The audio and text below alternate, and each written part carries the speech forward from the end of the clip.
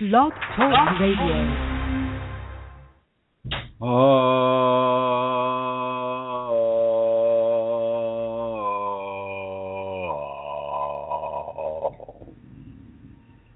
Hello everyone, this is Chrism. I would like to welcome you to this conversation about your Kundalini awakening experiences. Pardon my there, it's a little on the raggedy side. It's because I go so to the far edges of the vocal mechanism, as far as it can go. Great. Hang on a second. Of course, somebody's not at the door. Watch out, man. Hello. What? No. Hi everybody, this is Tara. Chrism is having a bit of an emergency there, I think, with the dog, so he'll come back online when he's ready. So I would just like to welcome you all to another episode. Hi to everybody listening in the chat room. You're very welcome. I don't have the chat room up again this week because I'm on my iPad. I am using the wonderful thing called a hotspot on my phone. And when that's in operation, I don't have internet on my phone. So I can't see you there, guys, in the chat room. I hope it's working. I'm not sure if Chrism has it or not, so he can let us know later. Welcome to Eileen and Rosemary, who are on the phones listening. So, and to everybody who's listening to this on the archives and to those listening on the computer. I'll just begin the show in the old way, which is to speak with you about how you can give a contribution or a donation to the work that Chrism does. The place you can go to is www.ascension-kundalini.blogspot.com, and in the upper right hand corner you will see that donate button. And I say every week, that's the easiest place that you can donate. You just hit that button and it's very, very simple after that. You do, of course, need a credit card, or I think, you can have PayPal as well. So if you don't have those and you would still like to make a contribution, there are other ways that you can do that. You can make it with Western Union, which is a very easy way to also do it, or through the bank. So if you want to drop me a line to kundalinimatters@gmail.com, well then I can let you know how to go about making a donation in a different way. But I'm going to give you that address again. It's www.ascension-kundalini.blogspot.com. And so, again, I suppose I say every week, and it's very true, that there's no pressure on anybody to make a donation. It's just I need to give this information out because sometimes I'm asked for it. How can a person make a donation? Because people wish to donate to support the work. There is no pressure, though, because not everybody is able to donate or is in a position to donate. But it's important insofar as this is the only means that Chrism has to pay bills, and so all donations are gratefully received. The other announcement that I would like to make at this moment is to let you all know that Chrism is coming to Europe at the end of August. As a matter of fact, next week's show will be from Ireland. He is popping in here for a little while as he's heading towards the Conference for Consciousness and Human Evolution. He is a guest speaker at that conference, and there are quite a few speakers at that conference, and he has been invited again for the second year. He is speaking on the 29th of August, which is the Saturday, and the actual conference runs the 28th, 29th, and the 30th. So if you're in Europe and you have, you are in a position to attend, well, I would encourage you to get on a plane, get on a bus, get on the train, and do come to London and meet with Chrism. He also has a one-day workshop going on the 5th of September. So that's another event that you could come to meet with Chrism. It's a great opportunity to meet this wonderful Kundalini Awakened teacher and to also meet other Kundalini people who will be with him at this time. So again, check out the website, and the website is www.tcche.org. And I think Hello. you're back, Chrism. Hi, Hello. Chrism. Welcome back. Thank you. Just to Thank let you know, I've given the announcement. Excellent tap dancing. That's all I can say. I mean, Fred Astaire has nothing on you, my dear. Thank you. Thank you. You're welcome. Okay, everybody. Thank you for your patience. Once again, Blog Talk has this little chat room problem, but we've somehow solved that chat room problem, and I see that everybody is there. And I'd like to say hello to everybody in the chat room. I'm just going to, because of Amelia's gracious and informative standing in, we had, of all people, we had the post person come up and ask if somebody was receiving their mail here. I didn't quite get that. And then, of course, the dog got out, and we had to kind of detangle the dog in a friendly way. And so my apologies for all that. And, of course, it had to be recorded. So anyway, here we go. I'm just going to click right in and let us begin. So, with regards to the teachings that are given through the Kundalini, by the Kundalini, for your benefit and for the benefit of others. So just can we move that bowl into the kitchen, maybe? Yeah. So with regards to these teachings,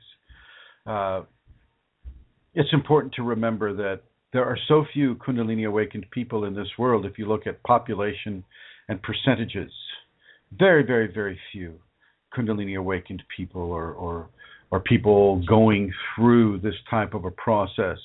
It's very, very hard to find legitimate information that applies directly to this scenario that we know of as the Kundalini awakening or activation.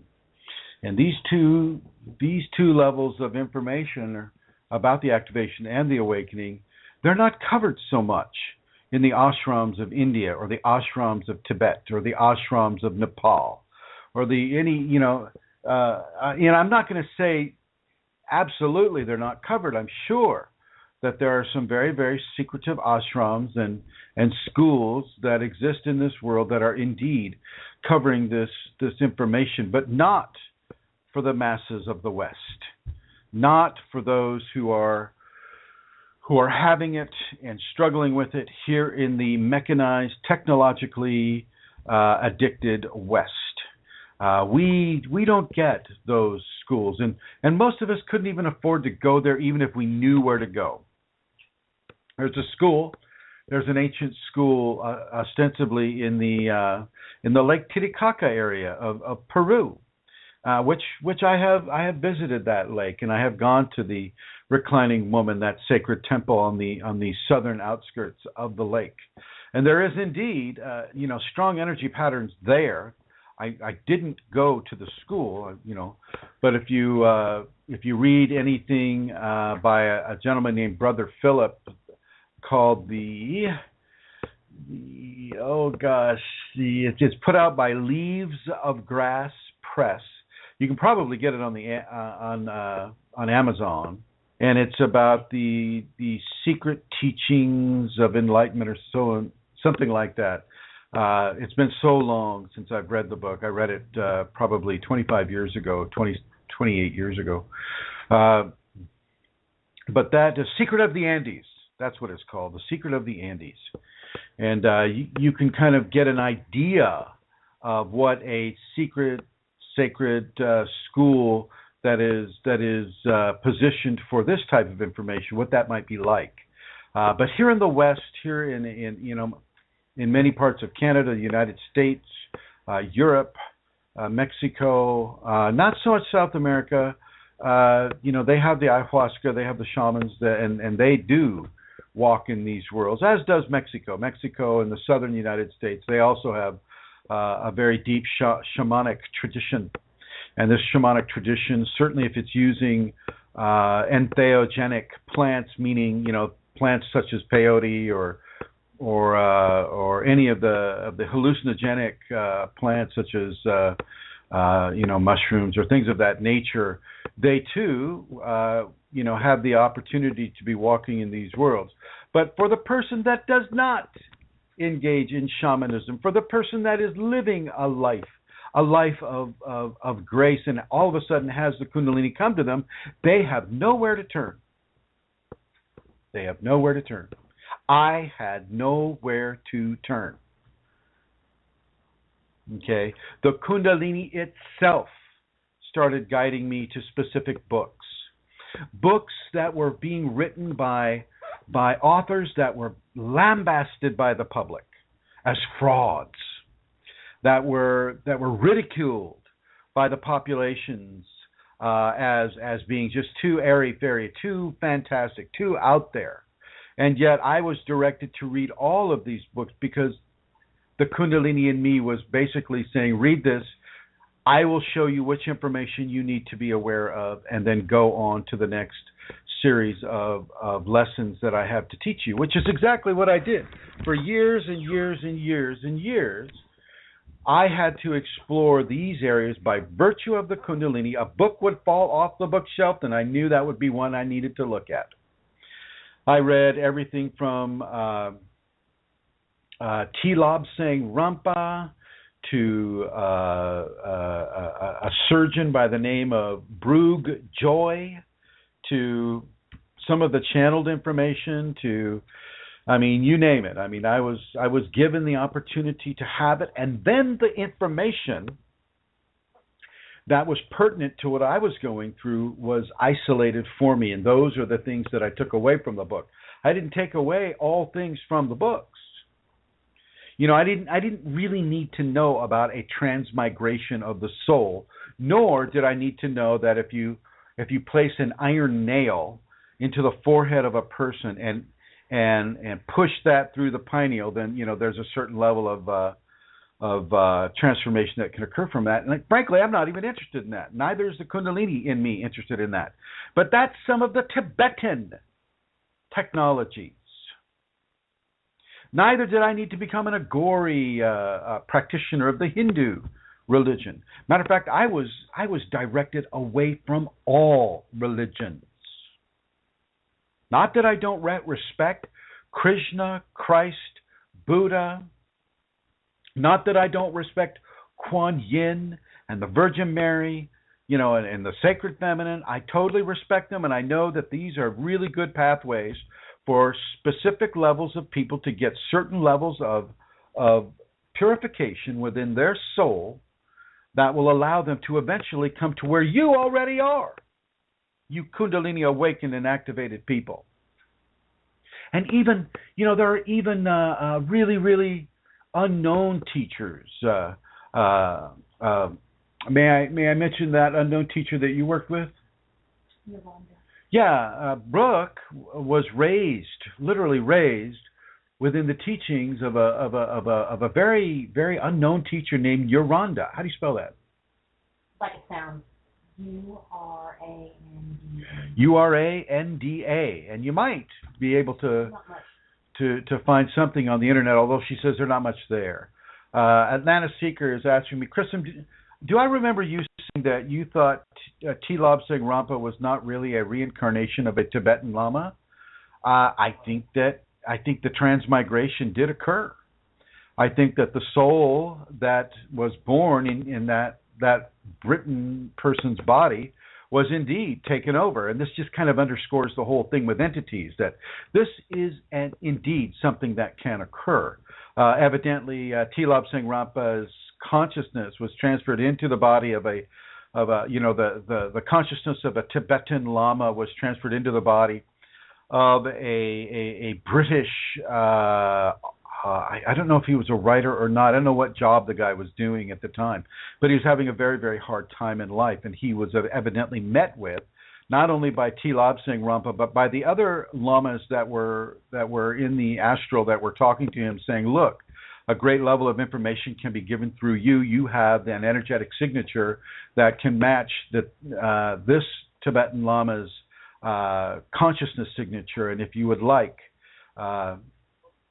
you can have this occur. And the guy agreed, and so therefore Tilab Singh Rampa was able to write about, oh my gosh, maybe 20 books on Tibetan Buddhism and some of the ancient mechanisms of Tibetan Buddhism, such as sending an iron nail into somebody's pineal gland. Yay!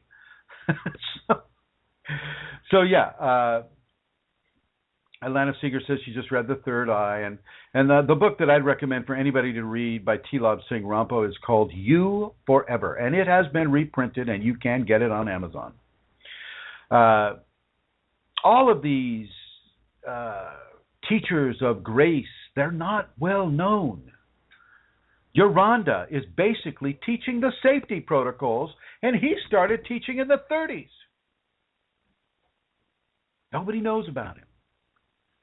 Brooke knows about him, and Brooke is also being taught to begin a level of teachings, as when she enters into the upper end of her purification process. So yeah, you don't have to be famous to be legitimate.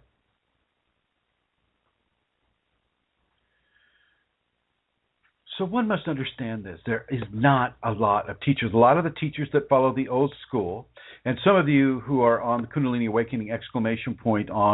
on Facebook know why I'm talking about this right now, and it really piqued the Kundalini in me to hear him say that, and basically, this guy came on and he's just really debasing, everything that's being taught on the Kundalini Awakening ! Group, and basically saying that any of the old school teachers wouldn't believe anything that is being taught here on this group. And I can't disagree with him. If they're teaching from the old school point of reference, certainly say within the Himalayas, the Tibetans, the Nepalese, the Indian, and some of the Pakistani, and some of the Dervish information, they don't even feel women can achieve enlightenment. They don't even think that, they'll go out of their way. Oh, sacred feminine this. Oh, sacred feminine that. Oh, Kuan Yin. Oh, Shakti. Oh, this. Oh, that. And yet, their own flesh and blood daughters, mothers, aunts, sisters, grandmothers, they don't allow them to have the validation of even being able to become awakened or enlightened in this lifetime. It's that whole patriarchal nonsense that is spread all over this world that those old school teachers still cling to. Think about that.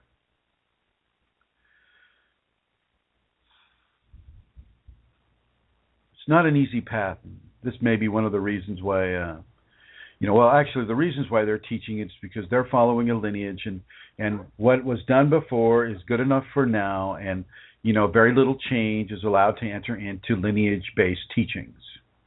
They don't adapt to cell phone use. They don't adapt to the Wi-Fi. They don't adapt to the internet. They try to keep the teachings as clean and as pure as when they were given, 1,000 years ago. And, there's something to be said for that if it's good information. But typically what happens when information is in human hands, it gets modulated by the ego. It gets modulated by the ego that is in turn being modulated by entities.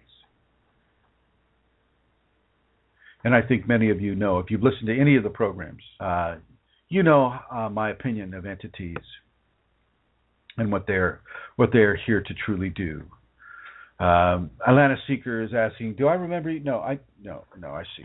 So we move beyond that. So understand this.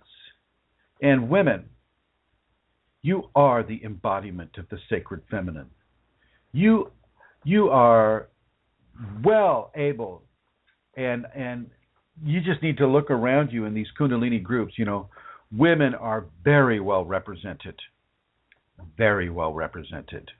And you don't need to have any self-doubt or any personal invalidation, because we still live in a male-dominated world. And that male domination is more than able and more than willing to devalue your ability to drive a car, to drive a car at night, to hold a certain position. Here in the United States, you can't even make the same amount of money a man makes, even though you may exceed him in your skill levels. So this is the world we live in. Don't buy into it. You are exactly half of the enlightenment process, just as a man is exactly half of the enlightenment process. There are those women who will buy into the dominancy of the male, and this is, of course, one of the biggest problems that we have in the West. And I'll also suggest in the East as well, as people are throwing girl babies into the river and drowning them in the hopes of having a male son come into their family. And then we go everything from genital mutilation to all of those things that only happen to women. This is the world, and the Kundalini in me is very, very aware of the devaluation of herself within the consciousness of many upon this world. Not everyone, but certainly the vast majority. That would kill a child because of the gender, or to take away the ability to have an orgasm because of fear-based male mechanisms. Kundalini is all about enlightenment, and it's all about enlightenment that surpasses any specific religion. No religions really matter to the Kundalini. They're just a stepping stone to get into the areas that we talk about. And so you're going to get a lot of resistance. You're going to get a lot of huffing and puffing, and I'll blow your house down unless you toe the line of Swami Guru de jour, de Jurananda, the Swami of the day. Okay, don't necessarily buy into it. And I have to say, getting back to you, Atlanta Seeker, T. Lobsang Rampa was of a very kind of against the women type of teacher. This was one of the filtrations that I was given from the Kundalini to extract from the teachings that he was giving. For those of you that have worked with me for any kind of time, you realize that I am actually far more supportive of sacred femininity than some of the women in this world. Because I know of the power of femininity. Because she is awakened within me. And he, sacred masculine, is also aware of the power of femininity because he is awakened in me. The two that are one and the one that is two. Now I'm going to shift. We're going to shift a little bit here.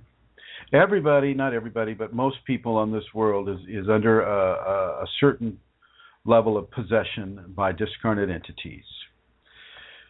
The difficulty in that possession is when you come into the Kundalini awareness, or you're actually beginning to activate with the Kundalini. And the activation means, just as a quick review, activation is covering the knowledge of Kundalini, being given the knowledge of the Kundalini by the Kundalini itself, by whatever name it goes. It can be Shekinah, it can be the red serpent energy, it can be Kundalini, it can be whatever the culture wants to call it. Okay? It will begin to drive you further and faster towards itself.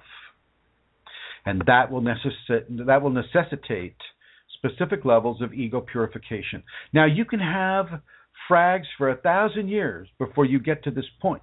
But once you get to this point, there is no turning back. And so you are driven, and you are compelled to shed the effects of the ego, which are in turn being affected by discarnate entities, typically of a corruptive nature. Now, as I was saying to someone earlier today, Kundalini, sacred male, sacred female, can pop their heads into that process anytime they want, give whatever level of short or long verse discussion that they want with that individual, and then pop right out, and that purification just continues to go, but hopefully that person is able to take advantage of the level of information that the sacred male or sacred feminine has given them. And this doesn't, I have yet to see it correspond with a specific religion. Shakti very rarely, I won't say never, but very rarely talks about herself as the Virgin Mary, or as Kuan Yin, or as Sarasvati, or any of the big five religions of this world, or even of the millions of little religions around the world. The oldest religion, which would be shamanism, the Shakti will speak through shamanism because it deals directly with nature. Nature is of itself a feminine force. This world is a feminine force. The solar system, the cosmos, is a masculine force. They work together to create life on this world. They impregnate each other so that life exists upon this world. All you need do is look at the plants as an example of that agreement. The plants will stand, 1,000 hours in the gift of sunlight, the gift of sunlight. Let's use the language a little bit. SONLIGHT, the sunlight, and the gift of the plant coming from the dark, fecund soil. The soil, the impregnation of life upon this world is supported from above and below and above. It takes two, ladies and gentlemen. It takes two for you to become enlightened. Now, there are forces of purification out there, and these are typically what I refer to as entities, and they are typically a corruptive force, and they will try to take your mind and take your attention and harness your passions and harness your anger and harness your emotions in order to distract you from this path. And that in and of itself is part of the purification process, because you must resist that, but not resist the Kundalini. You don't ever get to resist the Kundalini. But you can indeed resist things that go against the teachings of the Kundalini. And the teachings of the Kundalini are well described in the safety protocols. One of the major teachings is to be fearless. Fear is one of the great corruptive attributes of entity infection.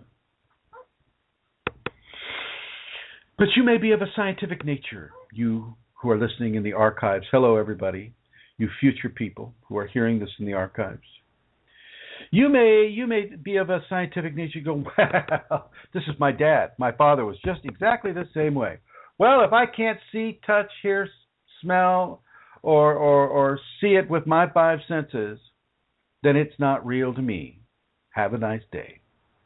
Well, just like a germ or a bacteria or a virus or even, a paramecium able to be discerned by a 17th century physician until it was, in the 20th century, it doesn't mean that just because people don't believe it and cannot measure it, doesn't mean it's not there. It just means they can't measure it. Entities are real. They exist. I can see them anytime. And it's not just Chrism. Let's go on over here to Her Holiness. Your Holiness of the Sacred Tap Dance. Yes, sir. Yes, sir. Do you see them? Do you see those entities? Yes, I do. Have you seen them out in the forest when I've had you, do those sacred meditations out in the forest? Yes, I do. Yes, I do. Thank you, my dear. Thank you. And I'm going to put you in the blue, and I'm going to go over here to Her Other Holiness. Hello, Rosemary. Hello there, Chrism. Have you seen entities at all during your dreams or your partial out-of-body experiences? My waking times, yes. Yes. Thank you, my dear. Thank you. And so think about it, folks. I mean, Rosemary, our ex-Catholic Mother Superior Nun has seen them. And of course, you know, if you read anything about the Catholic saints of old, they saw them. Santara is seeing them. I've seen them. Brooke is being able to see them. And many, many, many people are being able to see these creations, these creations of consciousness and energy that exist outside of the veil and inside of the veil for the purpose of attempting to corrupt a Kundalini awakening person's process, but also giving them the availability of resisting that corruption. And through the resistance of that corruption, such as the crucible of reversal, that technique, you can drive your Kundalini process deeper and deeper and deeper into the grace and the love and the beauty and the joy and the bliss that is waiting there for you to do so. Waiting there for you to do so. And it looks like I have a question from a woman named Beatrice, and I think everybody remembers Beatrice from a couple of weeks ago when she asked her question, so I'm going to bring her online here. Hello, Beatrice. Hello, Chrism. How are you? Very well, thank you. And yourself? I'm doing good. I had one question that I wanted to ask you. I had an entity attack. My first one since I've been activated. And this entity attack that I had, I was a little shocked by what I did when this attack had happened to me. I had roared like a lion. I don't know where that came from, but it was just a loud roar. My daughter was sleeping next to me. I woke her up out of the dream that I had, and the entity, I felt it like it got weak, and then it just went away. Well, I'm going to let Brooke answer that question. Go ahead, Brooke. Well, it's funny that I started laughing when you said when you mentioned a lion, because this sounds so crazy. I actually have a lion on my right shoulder.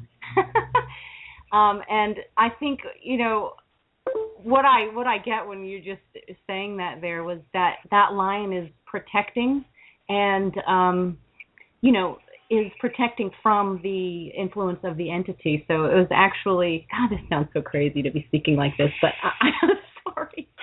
I think it's great that you talk about a lion. I have one on my shoulder, at all times, so I can relate. So and she's absolutely right. The protection. It can be protection, but the lion will actually consume the entity as well. Consume it, chase it away. I mean, it is there to help you, and congratulations, my dear. And let's go in a little deeper with this. The Kundalini will often come as a sacred cat, a species of feline that is dominant in the natural kingdom, such as a jaguar. I believe Santara has experience with the jaguar. The African lion is very common. The cheetah, the panther or the puma in North America, otherwise known as a mountain lion. Tigers. I just wanted to say that I know it might sound a little crazy, but I have Kundalini, so in this process I'm learning everything that I know because I'm listening to your videos. But every time I'm being attacked by an entity, I hear in my house like a cat and very loud bangs on my wall in my home. Sounds like there's a lion or a cat in my home. Yeah. Well, just say thank you. So this is a good sign. That is a good sign. The cat, the cat is a Kundalini creature.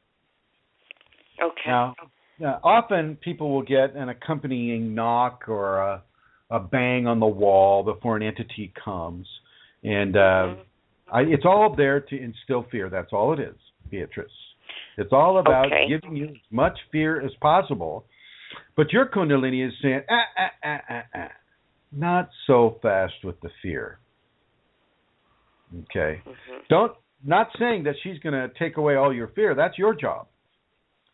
But she's letting you know that you are cared for, that you are protected, and that you don't have to go into fear. Okay. Every time you hear that kitty cat, you say, "Thank you, Shakti. Thank you." Okay? Okay.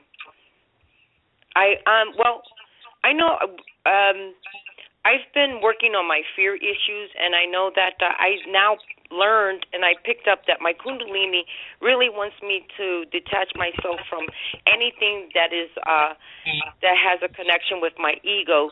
So I stopped wearing makeup. I stopped. I gave a lot of my property away. A lot of things. It's just I donated my stuff and I'm really working on all of these things that has me attached with my ego, that because I already know that it's going to defragment me. But ever since I did give up a lot of stuff, I realized that something inside of me is like I'm a lot more stronger.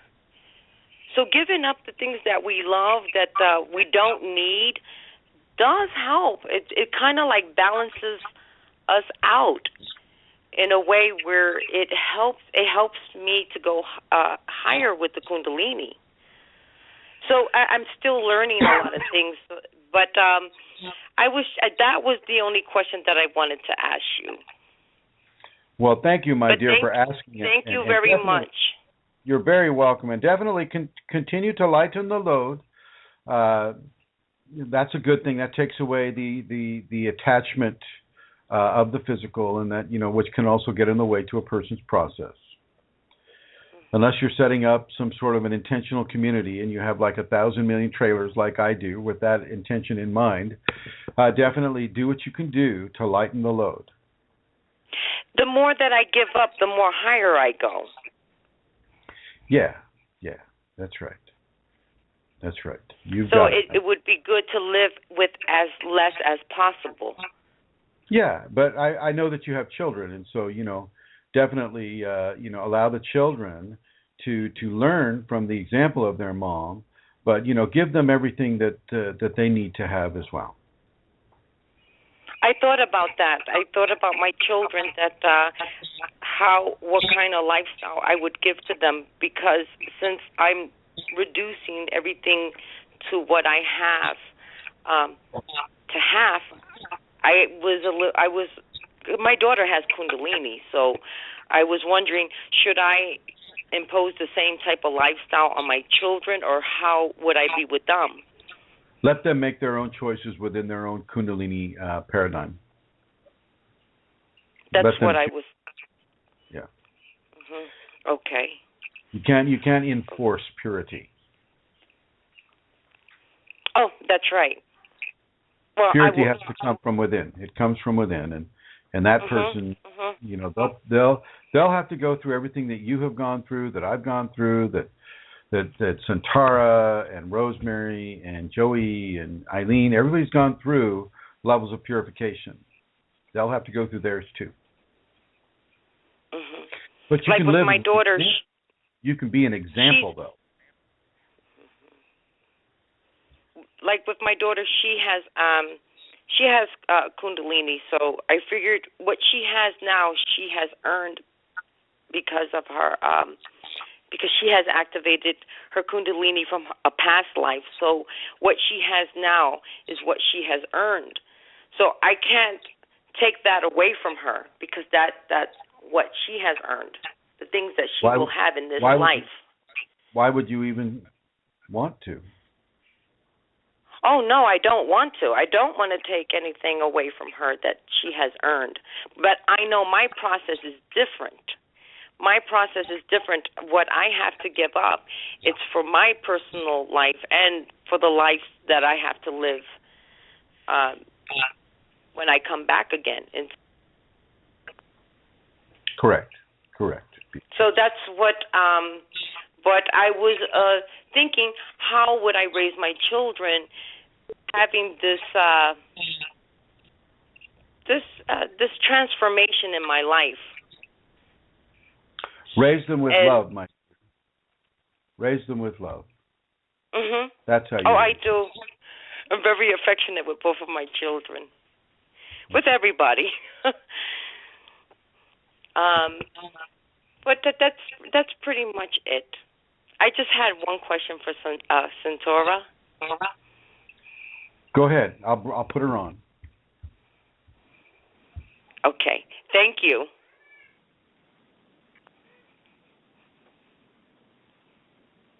Hi. I think we're live here, Beatrice. Did you want to ask it live or in private? Oh, in private. Yeah, I thought that. So Chrism has put us on live, so I'm going to put him back on. Chrism, she wants to ask me something in private, so I'm going to go and do that. Okay, go yellow.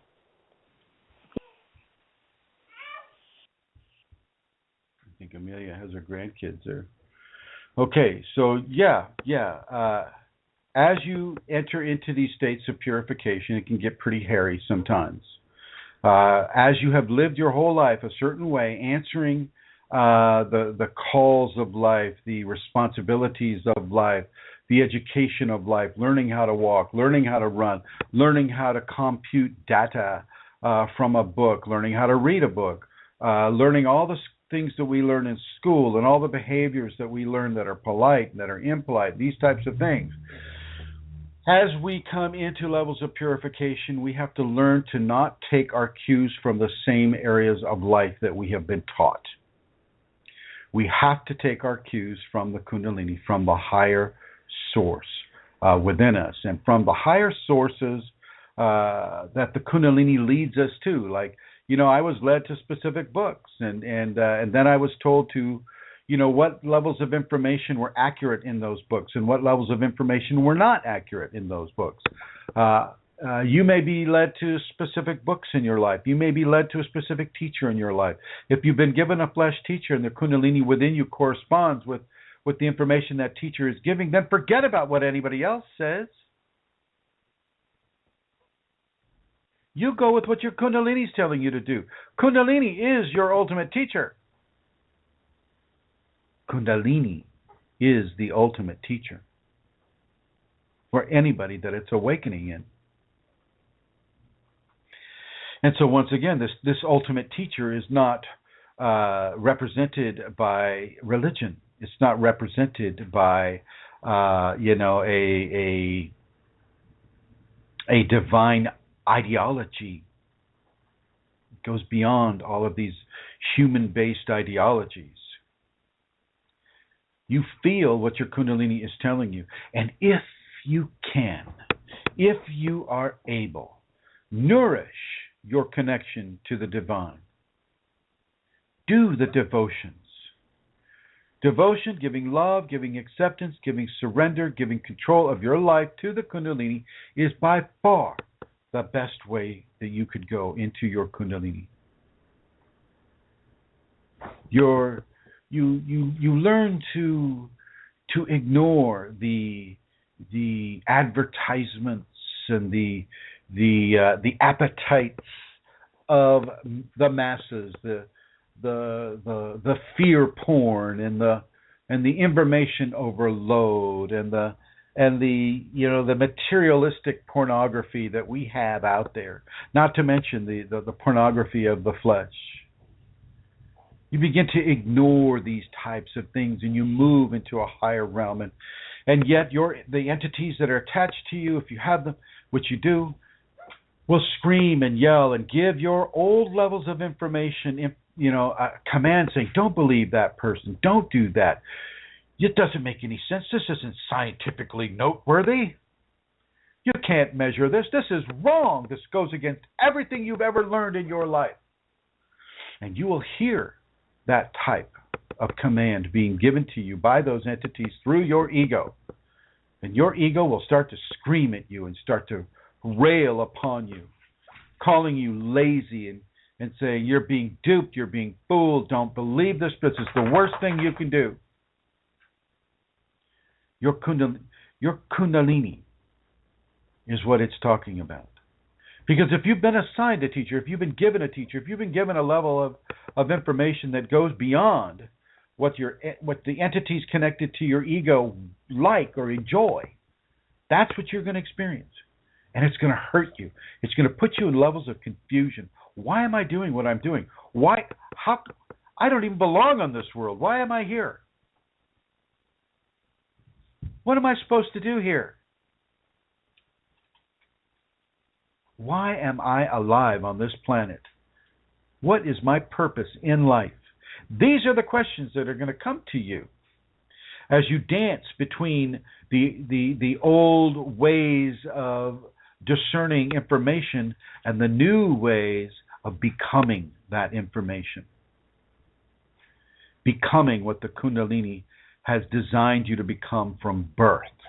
Because you're not coming into Kundalini accidentally. You need to understand this.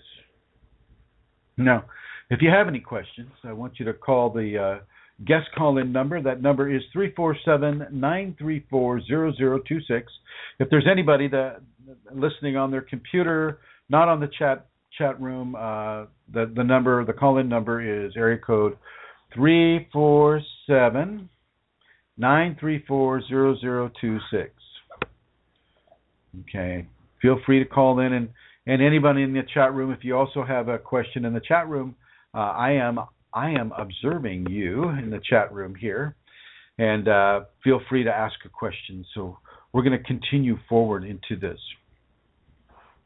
Many of the qualities of the ego are going to be compressed, squished, you might say, and that aspect of the ego will scream. And some of these aspects have been written by someone I'm working with right now.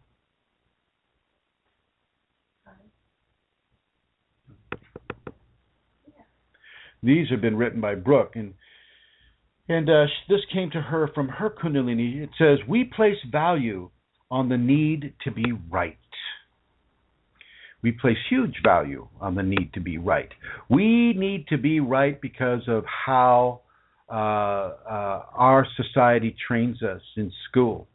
You have the right answer and you have the wrong answer. You're rewarded for the right answer and you're punished for the wrong answer. If you have too many wrong answers, you don't get the gold star, or you don't get your driver's license, or you don't get whatever it is that you're striving to get by taking a test that has right or wrong answers. We place value on the need to be right. This is of the ego. Open yourself to infinity and allow the level of infinity to determine your energetic awareness of what is appropriate for you and what isn't. Another thing she wrote is, we place value on the need to win. You're a winner or you're a loser. And if you're a loser, well, oh my God. May God have mercy on you.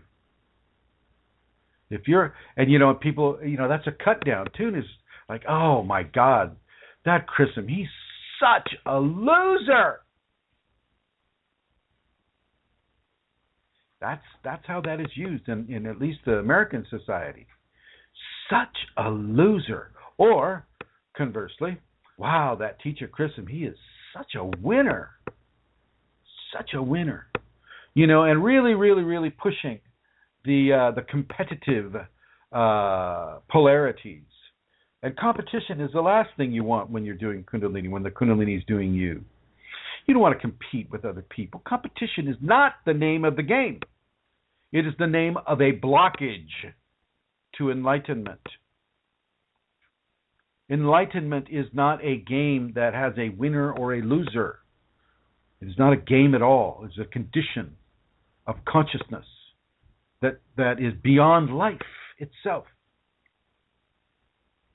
We place value on the need to win. We place value on the need to win that argument, win that job, win that position. So let's take some of the value away from the need to win, and let's take away some value on the need to be right. The need to be the one who is right, which is kind of the one who is winning because they're right.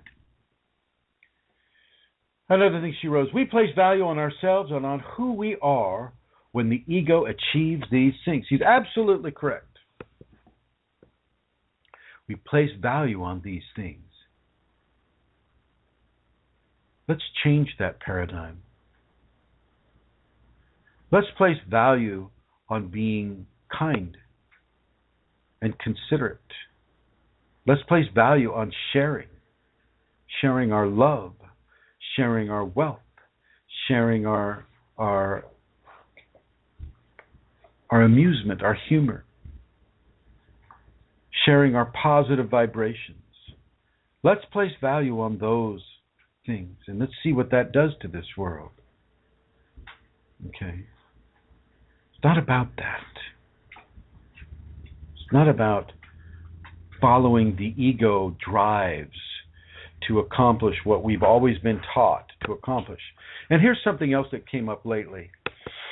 If you don't have a challenge in your life, how do you know that you can overcome it? If you don't have challenges in your life, then how do you know you can overcome them?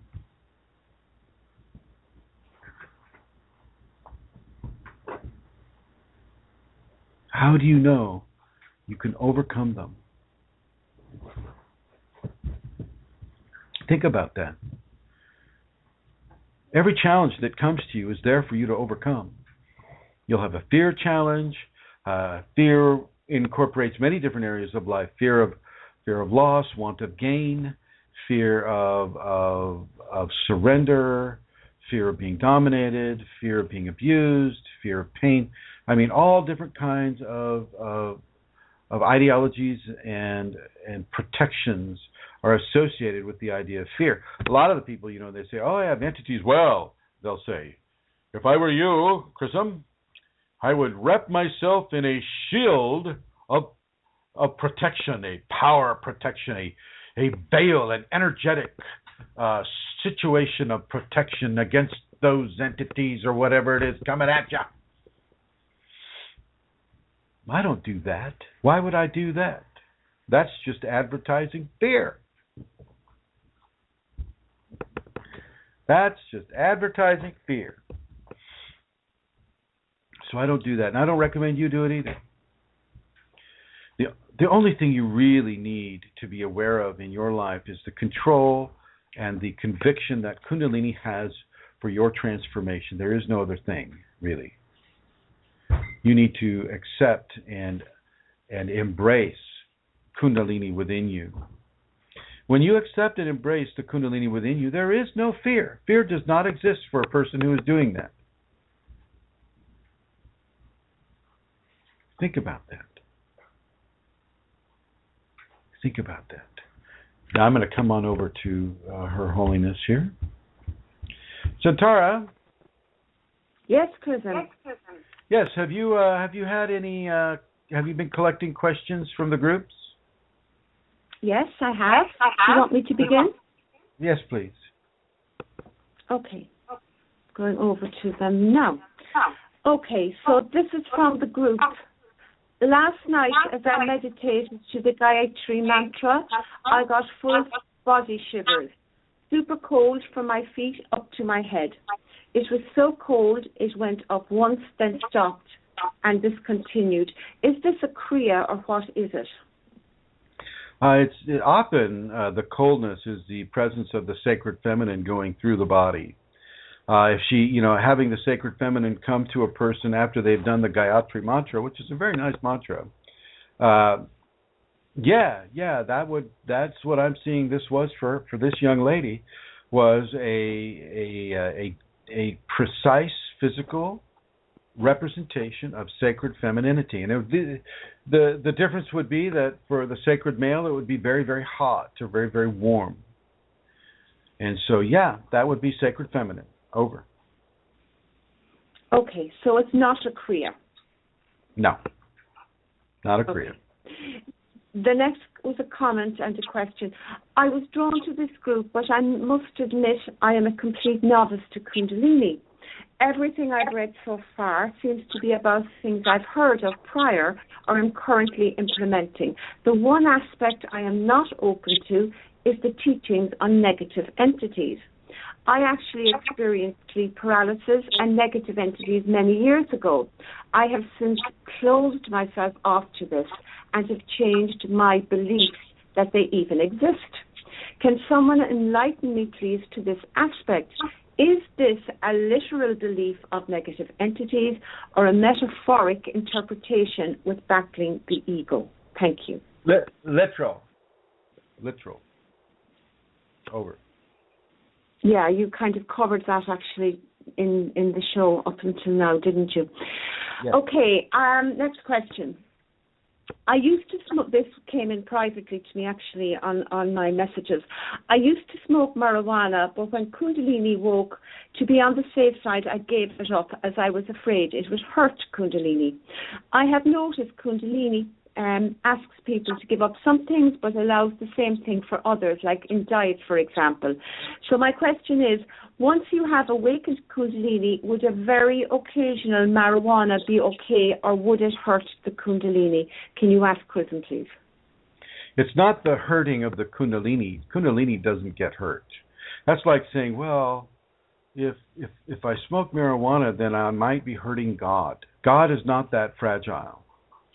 Okay, God is not that fragile, and has actually was clearly involved in the creation of the plant that we term marijuana.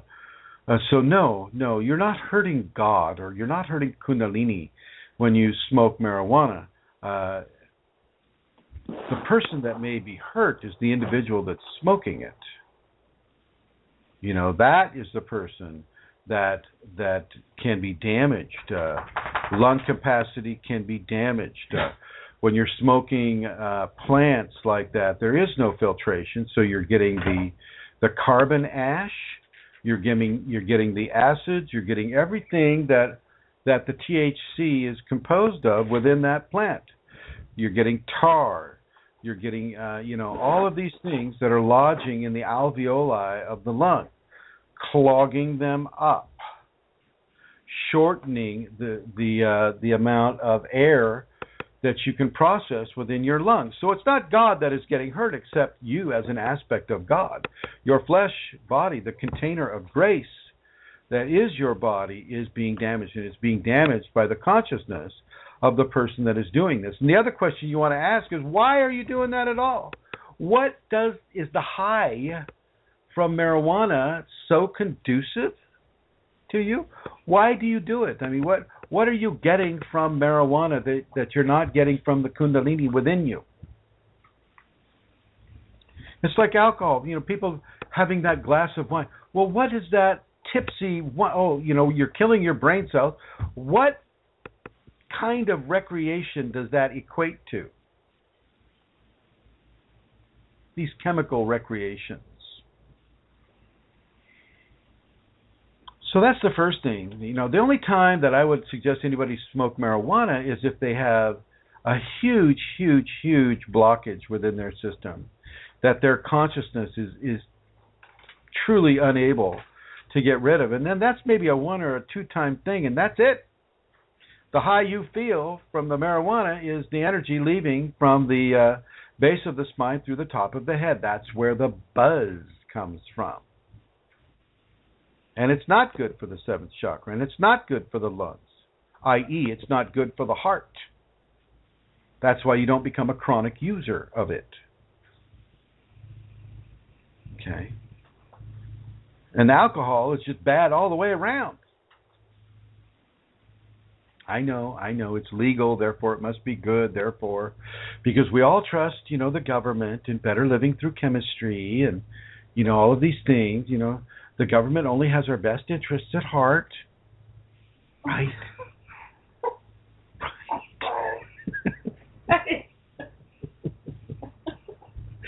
They all love us. The CIA loves us. The NSA really loves us when we talk on our cell phone. So yeah, I wouldn't. My advice to the person that wants to smoke the marijuana is to find out why she wants to smoke it first. Answer that question first, and then put that into the context of Kundalini awakening and where does the Kundalini guide you?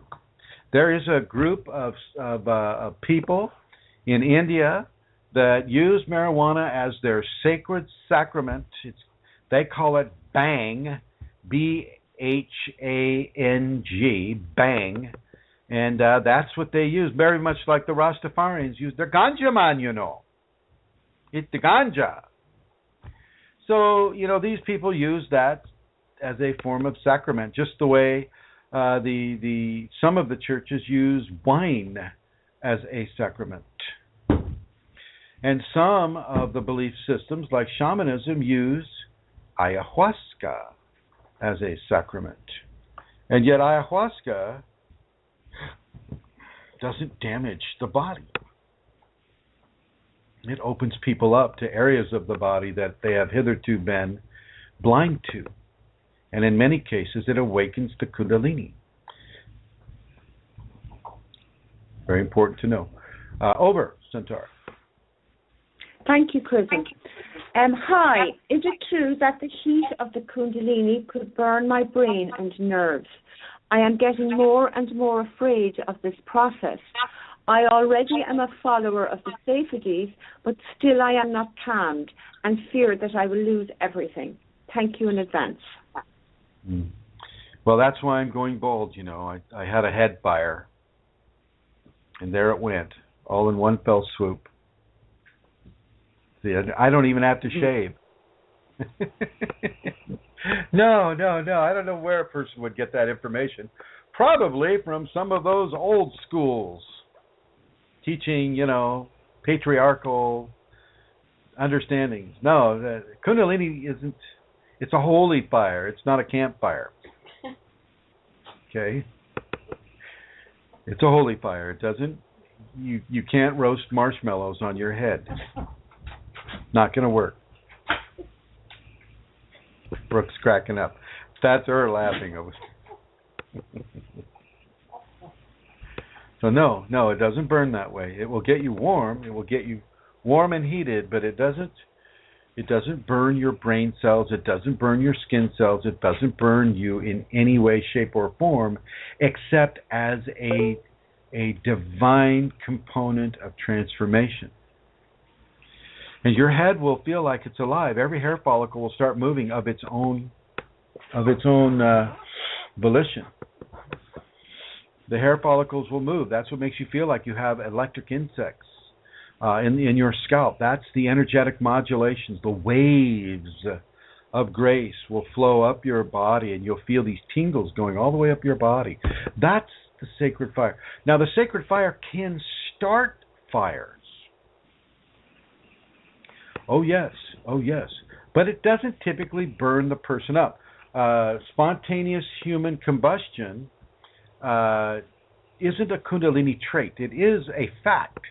Spontaneous human combustion does exist, and the scientists who have been able to measure these things, they say that something to burn that hot and that bright has to be to the surface of the sun, like millions of degrees centigrade, to be able to burn something so completely and so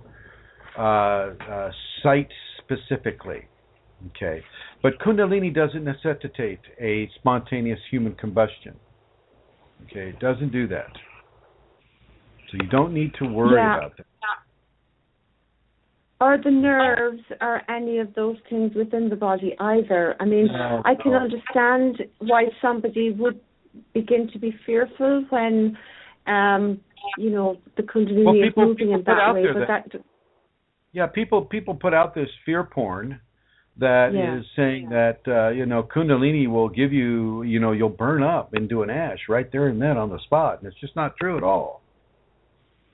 Okay? The Kundalini doesn't burn you in those ways. Now, St. Teresa of Avila, whenever she would go into meditation or prayer in the chapels, spontaneous fires would break out in the chapels, and then actually one chapel got burned down because of that. But she was also floating in the air, and a couple of nuns would have to sit on either side of her to hold her to the pew. Okay. So St. Teresa just had a very, very, very, very powerful, active force of Kundalini, but you notice it didn't burn her. It would start fires, in the alcoves. It would start fires in some of the manuscripts. It would start fires, that way. She had that pyrotechnic sacred skill. And there's been a guy. There's a YouTube video with a guy named John Ching, or some sort of a Chinese guy's name, and he's able to use his chi to start a fire at a distance. So, the question is well put and well placed. That does Kundalini start fires? Well, it can start fires, but it doesn't typically burn the person that has it.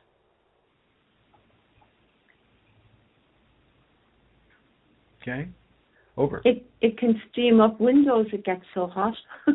Oh yeah, and it can evaporate your fluids, and so it's very important for you to stay well hydrated, with the Kundalini. But yeah, it'll steam up the windows in your car.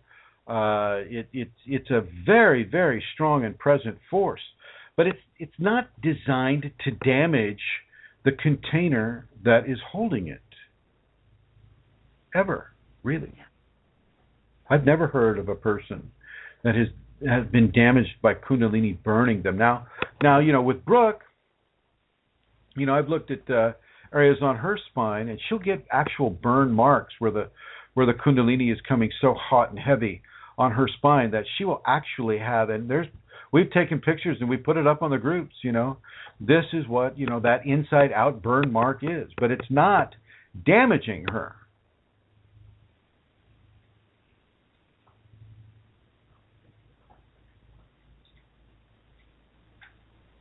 And then Lauren White is saying, check out the Fire Yogi on YouTube. And Lauren writes, I am sure his Kundalini is keeping him from burning alive. And there you go, folks. I haven't seen the Fire Yogi. But yeah, I trust what Lauren says, and because Lauren is Kundalini awakened. And I will go with what he says on that. The Fire Yogi on YouTube. Yeah, go ahead. Okay, please help. I have been wondering why I'm surrounded by cows all the time. I'm a Krishna follower. Can feel chilling energy flow through my spine, which is electrical. Can feel lots of positive energy flowing out of my body, aura activated. Please help. Are you wearing alfalfa for clothing? Are you wearing hay as a form of attire? If you're wearing hay, then the cows would naturally be attracted to you. Or not, that's my weak attempt at humor. Very weak. I remember this person, and this person is a Krishna follower. This person is steeped in the Indian belief system of Hinduism. And in the Hinduism belief system, the cows are sacred. And they are to be worshipped. They are not to be damaged. They are not to be hurt. And the cows are a form of nature, a creation of nature. And that Shakti within them, that is the force of the sacred feminine within them, will be drawn to a person that has the sacred feminine activating within them. Just like the butterflies and the bugs and the snakes and the birds that would land on me. So will the cows also follow a person. So will the cows, recognize and give levels of validation to that person, in addition to all the other symptoms that they have going with them, in addition to those symptoms. Okay, that is just a way for the person to validate. This question is a way for them to validate, what they're experiencing. They know They know that the cows are sacred. They know the cows are following them. They know that they're a Krishna follower. They've got the tingles and all the stuff that comes along with Kundalini awakening. They just want to know if it's really Kundalini because it's such a big deal. In the Indian lore, often if you have Kundalini, then you're on the way to becoming a saint, which I can't disagree with. I look at Magdalene, and Magdalene is on the way to becoming a saint, another student I have. I look at Brooke, and Brooke is on her way to becoming a saint. Amelia, on her way to becoming a saint. Eileen, Rosemary, probably Joey in Minnesota is on her way to becoming a saint. As is Lorne, and Sue, and Fashji, Mary Jean, Atlanta Seeker. People that have Kundalini are inside the transformation. People that are inside the transformation are moving from strictly physical to physical/divine, semi-divinity, which equates to becoming a saint. But you must practice the virtues. You must become the virtues all the time. Like St. Teresa of Avila. Wow. Santara, that was loud. Sorry. Okay, that's all right. Next one, please. Okay, thank you, Chrism. I feel an iron taste and sensation in throat while meditating. I don't practice any Kundalini yoga or Kriya, only meditation. So is it Kundalini or meditation effects? Please help. Well, if you have the Kundalini and you have dental work in your mouth, the Kundalini can begin to dissolve or to micro disintegrate aspects of the man-made constructed dental surfaces and fillings in the mouth. These can also become electrostatic, meaning they can become electroactive, and in that electroactivity, they can begin to exude micro amounts of metal-based chemicals into the saliva, which the tongue would be able to appreciate. So, if the person has that quality of dental work within their mouth and the Kundalini is activated within them, then yeah, they can get that metallic tasting. Also, the Kundalini can take that from the bloodstream as well, and from the saliva as well. So if you're living in a metropolitan environment and you're breathing the air, which means you're breathing sulfur and you're breathing nitrogen and you're breathing, different levels of pollution, then these levels of pollution will be metabolized in specific ways by the Kundalini in the body. And that metabolizing can bring about a metallic taste in the mouth. And then there are other reasons for the metallic taste to occur by the Kundalini, in the person's tongue. Even to the point of wearing metallic jewelry against your skin, rings and watches and clothing and everything that you're wearing is also inside of your energetic field. Inside of that energetic field, the Kundalini is present. And Kundalini, being the powerful force of nature that it is, can begin to transfer flavors of what that artificial fabric or metal or whatever it is, mineral, it can transfer that into the bloodstream, and the saliva is taken from processes within the body that turn fluid into saliva, and you'll be able to taste some of those metallic substances as well. But it's the Kundalini in the teeth, really, that will begin to bring out a flavor of metallic acidics. I'm searching for words here. And that is fairly common. That is not an uncommon scenario. Thank you. Atlanta Seeker is asking, Tumo involves focusing on the third chakra. I'm wondering if that is a better way to activate than from the bottom, first chakra up. No, absolutely not. Absolutely not. As a matter of fact, your ego will go through the roof. And Tumo should not be really practiced from the solar plexus. It should be practiced from the second chakra. It should be practiced from the Danchen, or the power center of the second chakra, The intestines are situated in the human body as a way of conducting and amplifying energy. Okay, and this is where the Tumo force comes from. It doesn't come from the third chakra. I don't know who's teaching you that, but I'm not buying it. Okay. Yes. Fast you're right on the money. 10-10.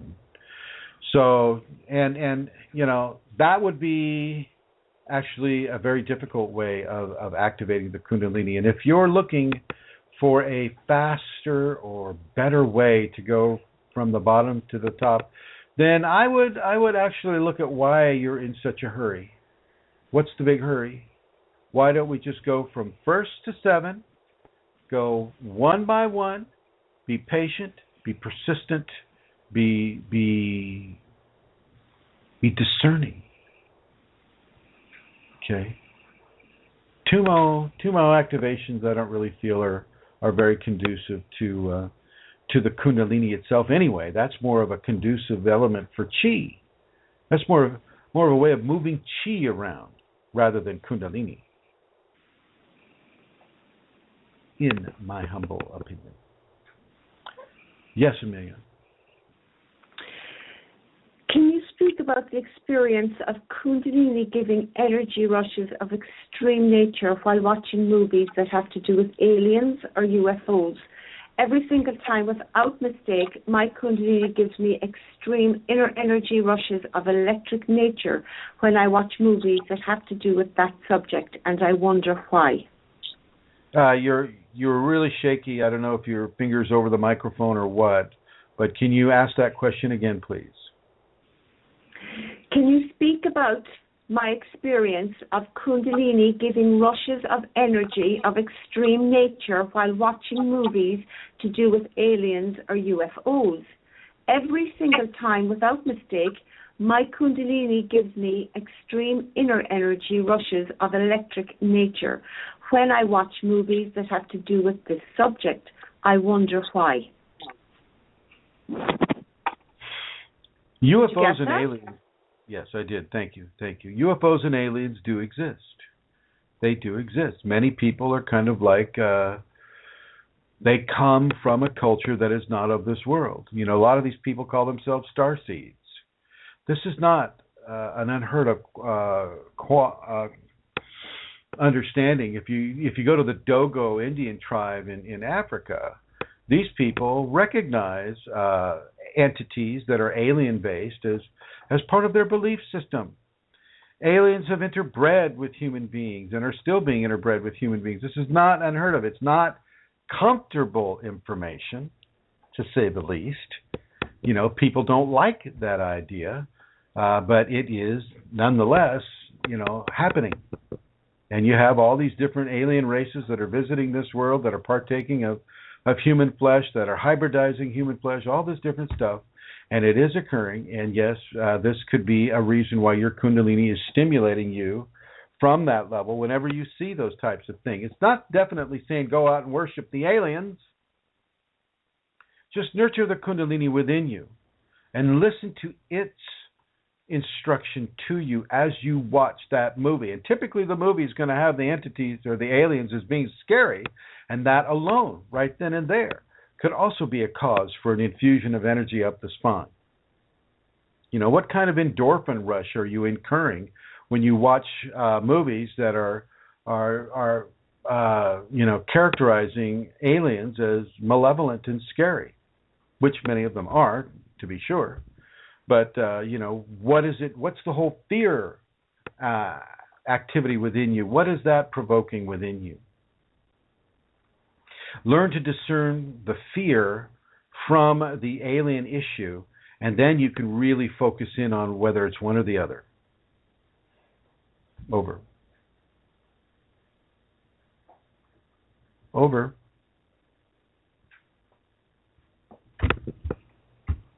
Thank you, Chrism. Sorry for the delay. The next question is about superfoods.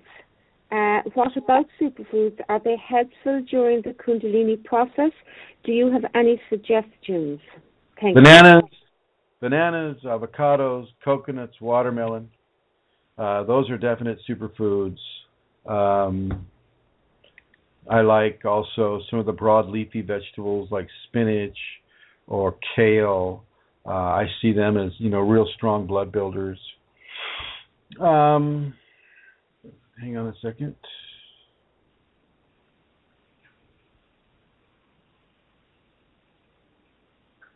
Certain types of venison could be termed a superfood. Certain types of fish, if there are any of those fish left in our radioactive oceans, would be a superfood, like salmon can be seen as a superfood.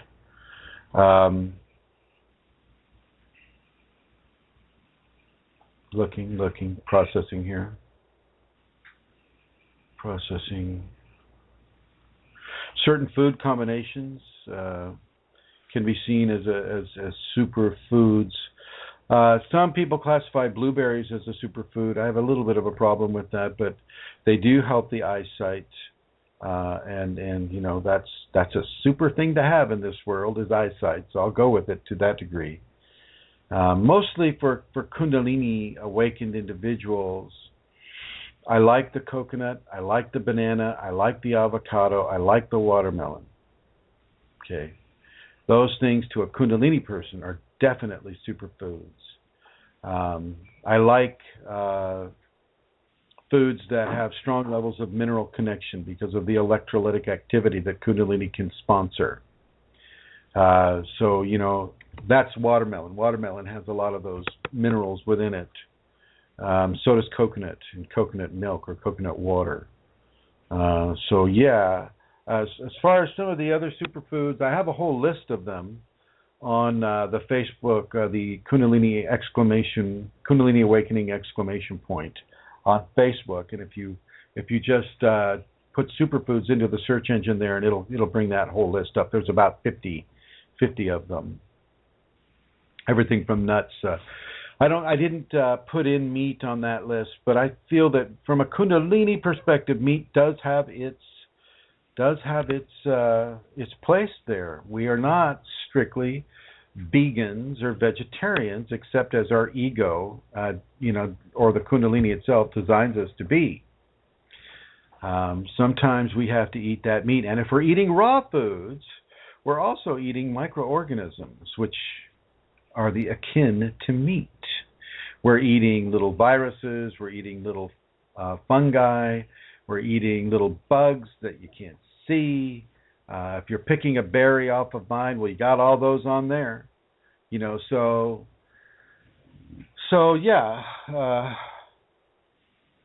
superfood thing, I think, has been covered, but those that I just listed, those are the ones to really have a look at. Over.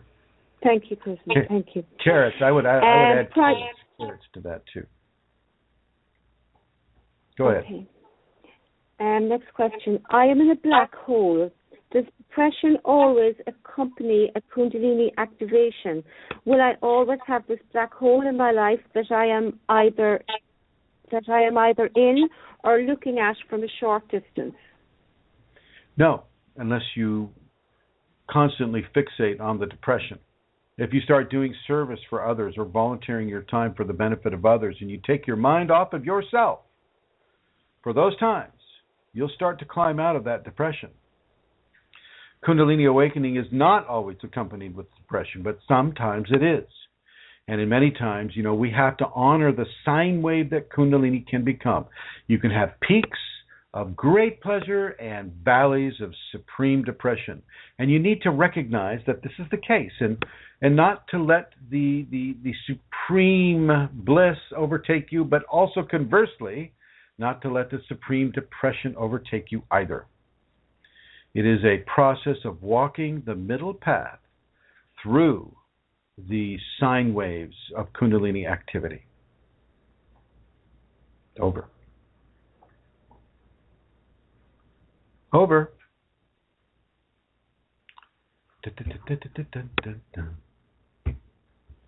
Do you have your grandkids? Is that what's going on here, Amelia? Hello. Okay. What's going on? Hello. Amelia, hello. She's just laughing. Okay, I'll take that off. All right, so as we continue, I'm just going to put the questions on hold for a bit because I'm not quite sure what a. Oh, I see. That was. Oh, I see. Sorry, Eileen. I thought you were Amelia. I should have recognized the laugh. I'm glad you weren't cussing or anything. That would have been kind of unfortunate. Okay, so Amelia has dropped off the group somehow. Probably something to do with the internet in Ireland. So no worries, everybody. We have about a half hour left, and I want to encourage anybody that has a question on the group or off of the group on your computers to call in at 347, area code 347-934-0026. 347-934-0026.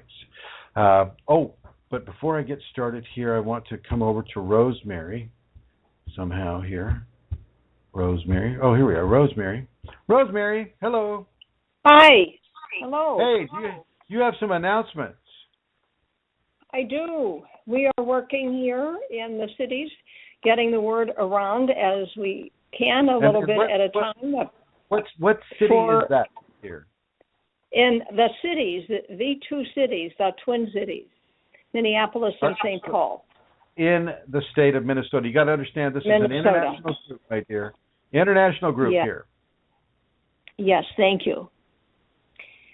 And we have Chrism coming in November, the 14th and 15th, for a seminar. And we have our first registration in. That is always exciting.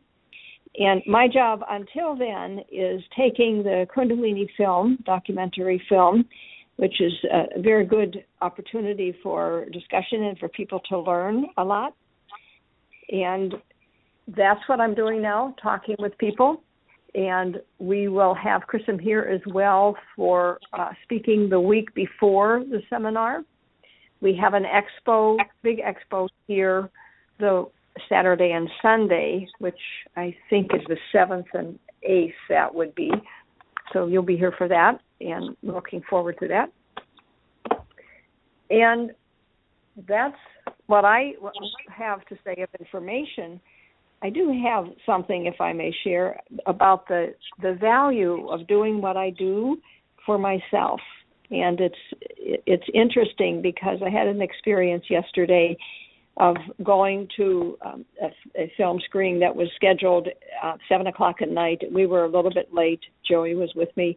And in the best of travel times, it would be like about an hour and a half to get there. It took us almost twice that to get there. And I didn't hear back from him, so I really didn't know if he had responses.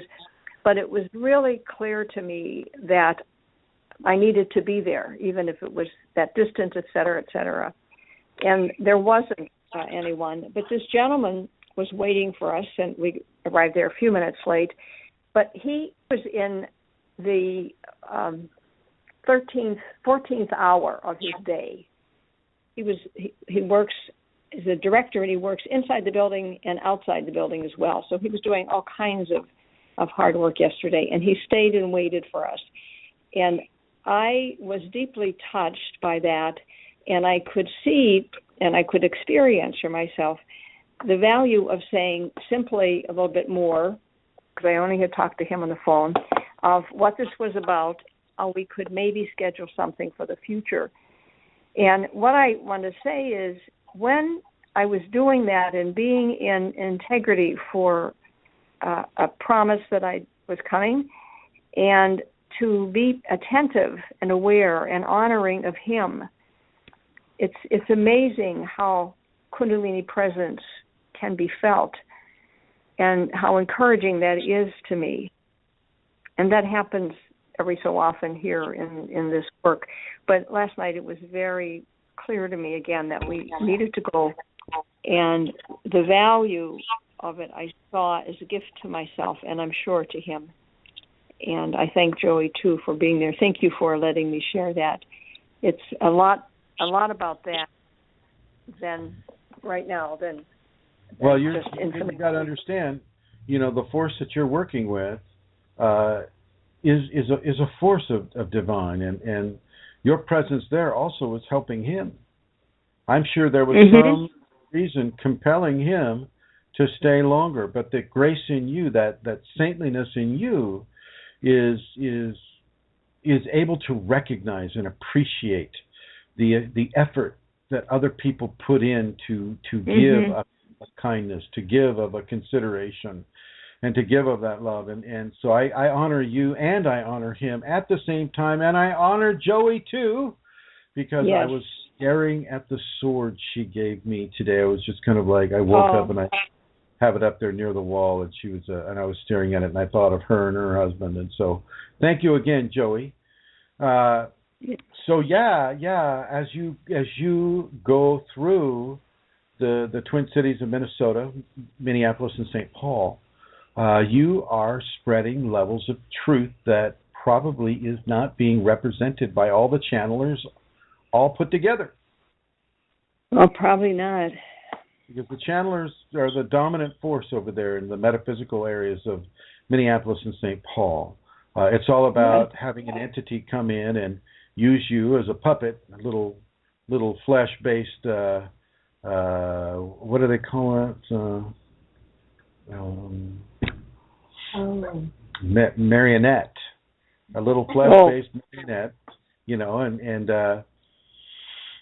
that's happening a lot over there, and I really respect that you and Joey and the other people there in the Twin Cities are able to discern themselves away and around and within that maelstrom of channeling that is happening in the Twin Cities there.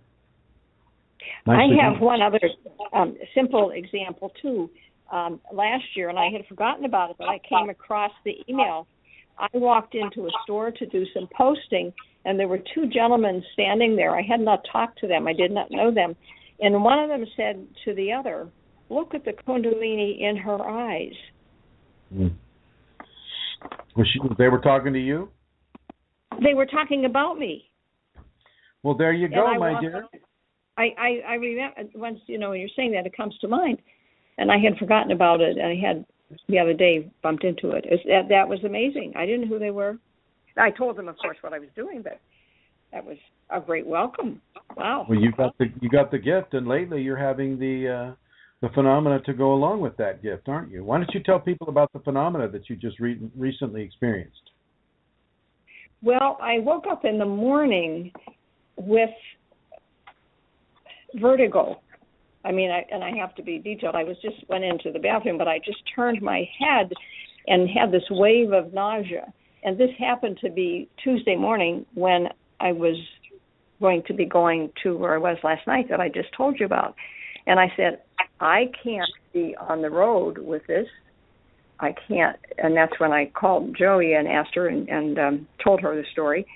And the nausea, and it when I went in to do, I knew not to do the Tibetans, and I sat down to do my pranayama, and I would sense that it was what I was thinking, that it wasn't a physical thing, but it was just the energy present needing to do something in my body. And when I did started that nostril breathing, this nausea just kind of like expanded in my body, and so then I stopped and did my meditation, and it was a little bit like that too. And then as I said, I called Joey and then set up so that I could not go to that last evening. And as I later about mid-morning, I called you too, and just to check in with you, and we talked, and I don't know, closer to noon, I could feel like I was back to be myself. And I can't tell you much about that, but the nausea had diminished a bit, and not so much of the vertigo. That had pretty much gone too. And I've had little twinges of it, like last night and a little bit this morning, but I know what I've learned is just to surrender to it and to be grateful, and I knew it was something getting upgraded in some energy or something. That's right. I wouldn't begin to say or to understand, but it was extremely helpful, Chrism, to know what you teach us in those moments. And thank you. So I had you stop doing energetic generative practices, correct? Yes. Yes. Yeah. So for anybody who's listening to this, and if you're getting extreme levels of vertigo or dizziness, sometimes you'll get the spins. The spins, it's like what people have when they have a little too much alcohol. They'll get something called the spins. And if you're getting the spins without having had alcohol, and you have a Kundalini equation, then just stop doing anything energetically generative. The Kundalinis basically tell you have enough energy at this time. Let's process this energy. Don't add more fuel to the fire. And so you stop the 5 Tibetans. You stop doing yoga. You stop doing meditation. You stop doing prayers. You stop doing alternate nostril breathing or pranayama. This way, and you just stop for a day or two. And then you slowly and gradually come back into it, and you pay attention to how you feel. Now, I would like to publicly honor Joey. Hi, Joey. Hi. How are you? Oh, I'm fine. I'm lovely. Well, I just want to say thank you for chauffeuring Rosemary to the place where the film screening was. Thank you very much. It's always a pleasure to be with Rosemary. It most certainly is, but I think the converse is always true as well. It's always a pleasure to be with Joey. Thank you. All right. I just wanted to acknowledge you, my dear. Thank you for listening. Uh-huh. And I believe we are joined once again by the Queen of Questionable Comforts, Santara Kundalini. Hello, Santara. Hi, Chrism. I got bumped off. It happens at least once during the shows. Sometimes you don't notice, and sometimes it's in the middle of something. I thought you were Eileen. I kept putting Eileen in the red, and Eileen would answer my summons. Yeah, she'd be going. Yeah. Okay, well, I have some more questions. Will I continue? Yes, please continue. Yes. Okay. Yes. So I have started to dream again, a dream from my childhood that I had long forgotten until I dreamed it last week. Is this a Kundalini dream, even though my Kundalini was not awakened when I was a child? Or is it about a past life as it was set in an ancient time? Well, I see she's just not telling us anything about the dream, huh? No, nothing about the dream, just that it's a return of a dream, that she had as a child. Well, I would read it just again, say or it's a return of a dream that she had as a child. And until but she, I think she's probably asking because maybe we say or you say that all dreams are Kundalini dreams. Once Kundalini is awakened, would that be true? And does she have that awakened in her? Yes, I think so. And she's saying, but it's the same dream, but I didn't have Kundalini as a child, or was it just a dream about a past life? I think that's where she's coming. Maybe the Kundalini's bringing it up for a teaching for her. And maybe if she were to tell the dream, mention the dream, then we could put the Kundalini interpretation to it. But until she does that, there's really not too much to say except that her dream is returning after she is Kundalini awakened, and there's probably a reason for it. Okay, thank you. Would you ask Chrism if he feels that every Kundalini awakened person would do better if they had a teacher? If they had an authentic Kundalini awakened teacher, absolutely. Over. You're flying through the questions tonight. Well, okay. I mean, that's basically a yes or no They're answer. Short and sweet. Yeah, I mean, having somebody who's walked walked where you're walking before is of great service, a great help. I mean, I yearned for that in my early process. I yearned hard for that, and there was no internet. Cell phones were about as big as a car. And, there wasn't any information to be had about Kundalini that I even knew of where to look. Bookstores didn't have anything about it. the psychologist, the great psychologist Carl Jung. Now he had written about it, but I had, psychologists, to me they were as bad as MDs. So I would never have looked into a psychologist's books for information about what I was having.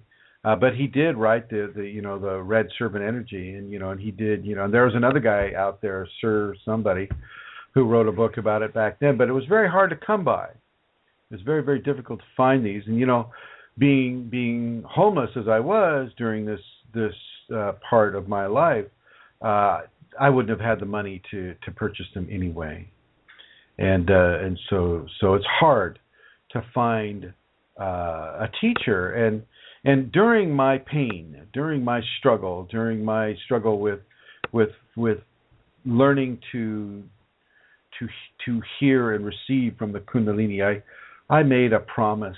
I made a promise to the future people that I might meet, that I might be graced with passing on any information to, that I wouldn't charge for this information. I wouldn't charge with the information that the Kundalini was giving me, because it wasn't charging me for it. It was just downloading it straight into my head. And so that is how, that is why, we have to ask for donations, because I'm not charging people for this information. And I do this work all the time. And it is good information. It's very, very pertinent information. And so I would say yes. If you can find a flesh teacher that actually has Kundalini, and I would say read their writings. Read their writings. Make sure they're coming from an authentic standpoint. Make sure that they're just not copying somebody like Chrism on the web and redecorating those words to make it sound like their own. Make sure before you give them devotion or you give them any kind of an allegiance that you know that they have the Kundalini awakened in them. Over. Thank you, Chrism. I would just like to say, from my own perspective, just being 8 years along the road, I know that having a teacher has made a huge difference to my process. So I think to that person, yes, exactly what Chrism says, an authentic Kundalini awakened person, teacher would, benefit a Kundalini awakened person. They would have a better process and a better experience if they had a teacher. I know I certainly have had, and I'm very grateful for having, been given Chrism as my teacher by the Kundalini. So, okay, next question. There was a comment on the group, Chrism. It was a quote, and I would just like to read it and ask your comment on it, please. It says, God only takes away what you're willing to let go of and gives what you're willing to receive. It's a quote from Reverend Connie Arismente. Well, let me read to you my response to that post, because the response, I think, is important. But it's, how wordy I can get, so it's a little wordy for me. So I'm scrolling down looking for that darn thing. Looks like it's all the way down there, huh? And of course, my computer is so messed up. Doesn't want to work very well at all. I don't know if that's because of the Kundalini or what. Could be, though. Part of it's the way Facebook is set up, too, I think.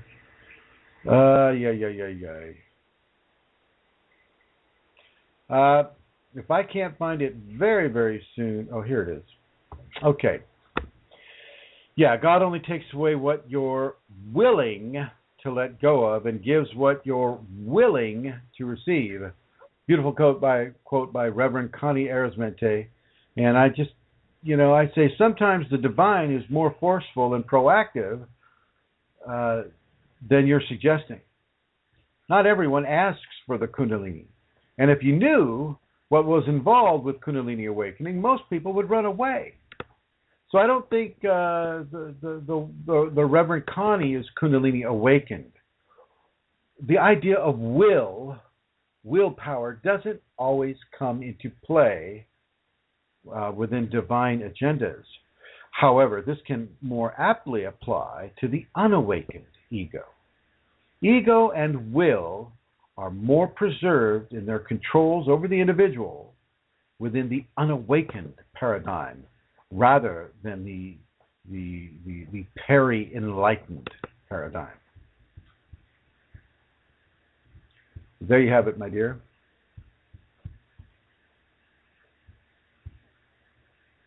Hello?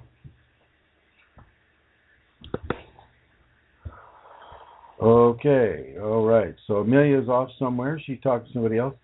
So you don't necessarily get to have will. Matter of fact, when you're going through your purifications, will doesn't really, you're striving to get will out of the picture.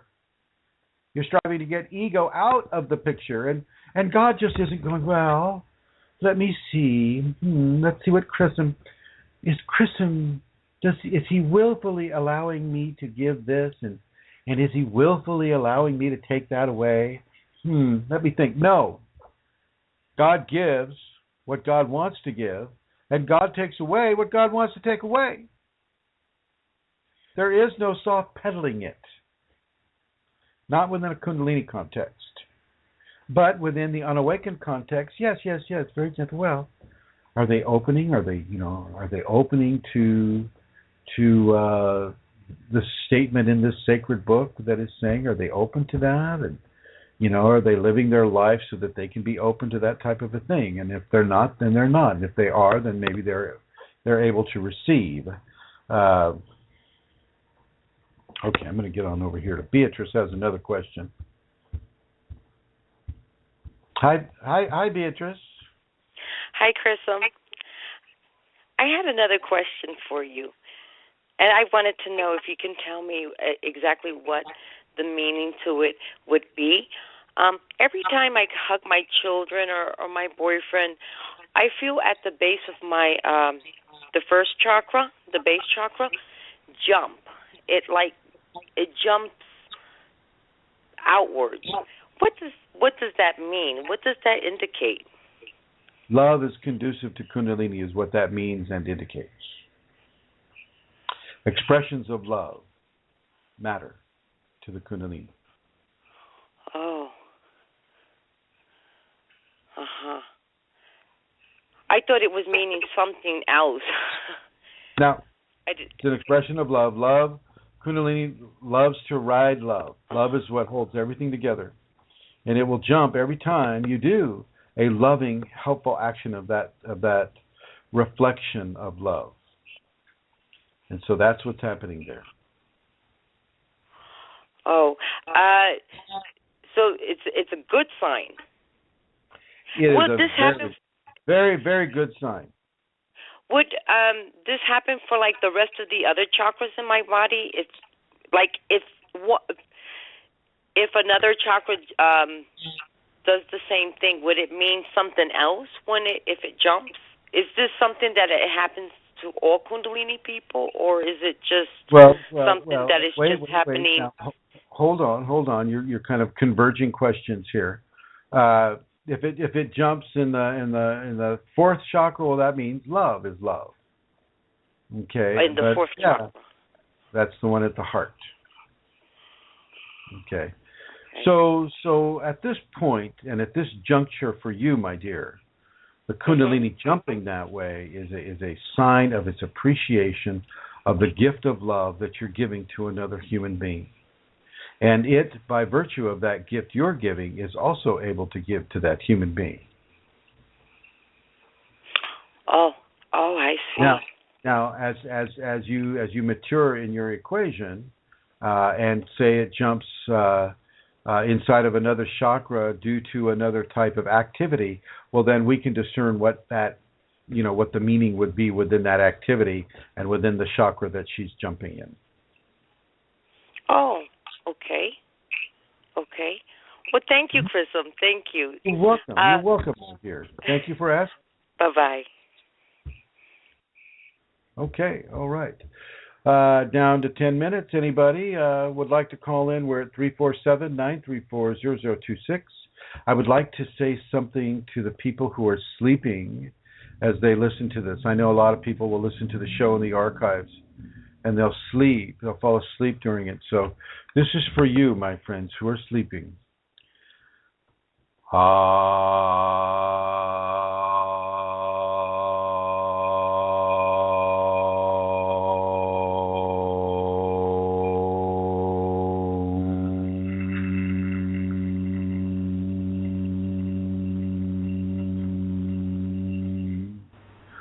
Sweet dreams to you, my friends. Sweet Kundalini communications and dreams to you.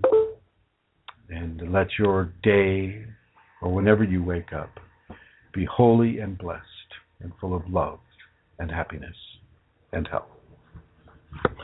All right, moving forward. Lauren says, we are the shining ones, and we are indeed the shining ones, but it's funny that our shine isn't able to be perceived by everyone, because that would lead to great levels of adulation. That would lead to great levels of ego adulation, and so it's not designed to really shine on a person that way, except perhaps through their eyes, and, as we have learned from Rosemary and Joey, from their activities upon this world, how they reach out to people, how they're helpful to people, how they volunteer their time and the force of their life and their force of their Kundalini into the people, into the populations around them. This is selfless service, folks, and this is a big part of the Kundalini paradigm. Now, I'm going to switch channels a little bit here, and I'm going to say that I have bought my plane ticket to Peru, and this ayahuasca thing is going to occur. I'm hoping for Brooke to join us, and for Amelia to join us, and for Rosemary to join us, and for many of the Kundalini people to join us. It would be very, very, very nice to be able to have us all together down there in Peru, meeting at the Lima airport. I'll be there about 6 hours in advance of anybody else, so I'll just be hanging out, meditating, and which I've done at that airport before. It's not a bad airport there. It's actually one of the safest areas in Peru. So that is a go. That is a go, and I look forward to seeing anybody from who is listening to this program. Look forward to seeing you down there, and this will be happening February 13th through February 27th of 2016. So there's an announcement there, and I'm going to turn the channel over to Santara. Santara, do you have any announcements that you'd like to make? Well, while you were having your little event there at Chrism, I actually did announce about the conference that you'll be attending in August. But let me just do it again. Chrism will be in London on August the 28th, 29th, and 30th, and he will be speaking on the 29th. And again, he's giving a one-day conference, or at least workshop, on the 5th of September. So if you have an interest in coming to see Chrism, go to the website www.tcche.org, or you can drop a line on Facebook as a private message as well, if you would like to do that. And I look forward to meeting Manisha is going to be there, and some of the other people that are on our Facebook, Tanya and other people that are on our Facebook groups. So that is really Chrism from me. Next week, yes, next week the show will be from Ireland, because you are on your way to this conference. Right. Next week. Wow, next week's. I better start packing. Yeah, time flies, doesn't it? It's suddenly this day next I wonder. week. Yeah. I wonder if I should bring that iPhone with me. What do you think? We can run the show from the iPhone, right? We've done it before, but it was a mistake. Well, we can run the show from what I've got here. Okay. Yeah, I mean, this is pretty okay. If you were to do this, I think I was heard pretty well. I think my sound and things are fine here. I'm just doing this for my iPad, So you can bring your iPad as well, and I've got a hotspot here. We mightn't have the chat room up. That would be the only thing. But, that would be okay for a week. Okay.